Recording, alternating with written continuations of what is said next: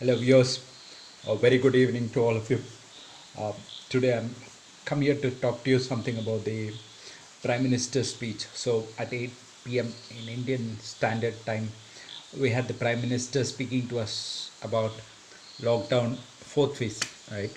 And what he said about was he said about uh, Bharat Abhiyan Nirbhar Bharat Atma Nirbhar Bharat Abhiyan program. Okay, so let me translate it in English.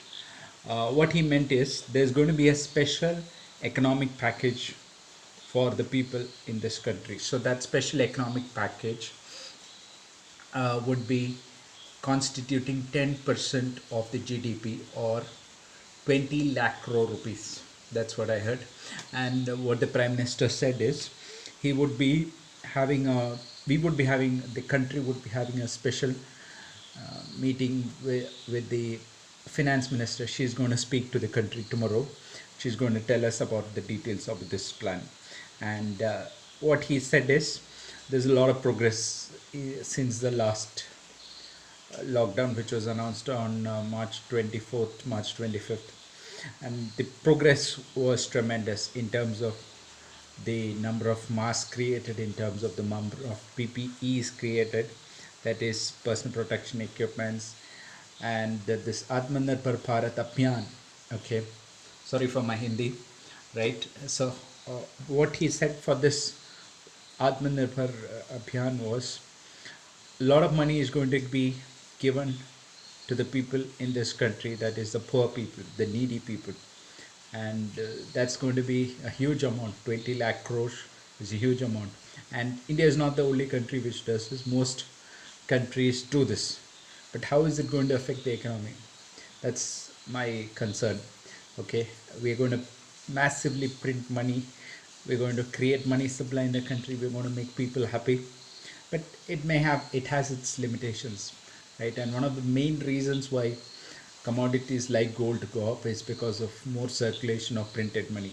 And what this will lead to is this will lead to a devaluation of the currency. This will lead to a lot of problems in the money value. The value of the currency might come down. But uh, these are schemes which are meant to make people happy, right? We live in a populistic economy, and schemes like this will make the people in this country happy. That's what I want to tell you at this point. And a couple of more things I need to tell you is about corona updates. The number of corona patients in India has crossed 70,000. At the time of the lockdown, it was 667 people. Today, it is 70,000.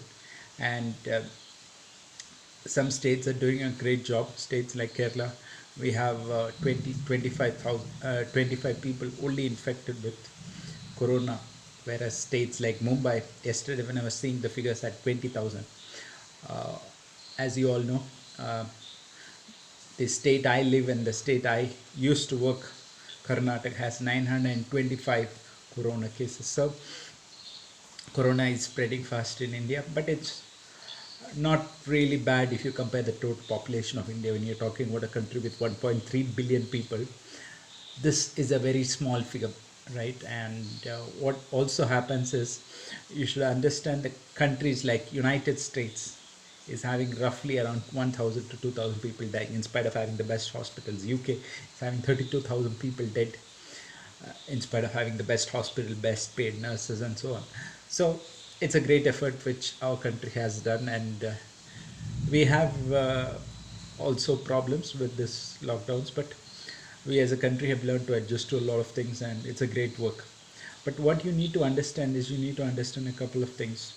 In terms, today is also World Nurses Day, right? The number of nurses in our country are very less. The number of doctors in our country are very less, and the existing nurses in this country, they get very less paid. So today I need to thank from the bottom of my heart to all the nurses. All the nurses have done a wonderful job. Doctors have also done a wonderful job in treating this disease. And let's hope that the statistical figures, scary figures, don't go on for long, right? So mostly what happens with diseases like this is scary figures are going across the country. We have people who are statistical agencies who are coming with models saying that by May 30th, so many people will die. By August 15th, you'll have so many people dead. But one thing you should understand is the resolve in this country is strong. All right from my prime minister, right from the chief minister of this country. Each chief minister today, our prime minister had meetings with all the chief ministers in different states, and my own state, that is my state where I stay in Kerala. Um, what happened is the chief minister asked for people who have ailments to be brought back to the state from different parts of the world. We are going to have 5 lakh people coming into this state. That's a huge, huge burden on this state. Why I consider that as important is because we are one of the leading states which fight corona, and most other parts of India, most media don't take this news seriously. But let me tell you, we are the only state in the country where corona began on Jan 30th with 3 children, 3 kids coming from Wuhan to Thrissur. And right now, we have 0 cases in Thrissur, we have 0 We had a place like Pathanamthitta in Kerala, which had a family of 3 coming from Italy all the way on Feb 23rd, getting corona on March 8th, and the whole district being closed from March 8th onwards. So we were one of the first states. And I don't know we have got herd immunity or not, but I'm surprised at the number of cases. Today, this state has 5 cases of corona. 5 cases. It's unbelievable. When a state like Maharashtra uh, has so many figures, when a state like Gujarat has so many figures, it's unbelievable how many. Or let's forget all those states. Let's look at our neighboring states, Karnataka, Tamil Nadu. It's really wonderful. The figures are less. Again, Goa is another surprising state to me, which has 0 corona cases in spite of having so much of tourism. So some states are doing really wonderful, and government should appreciate countries. Foreign countries are looking at the model of how hospitals in Kerala work, how doctors, nurses work, and it's really nice.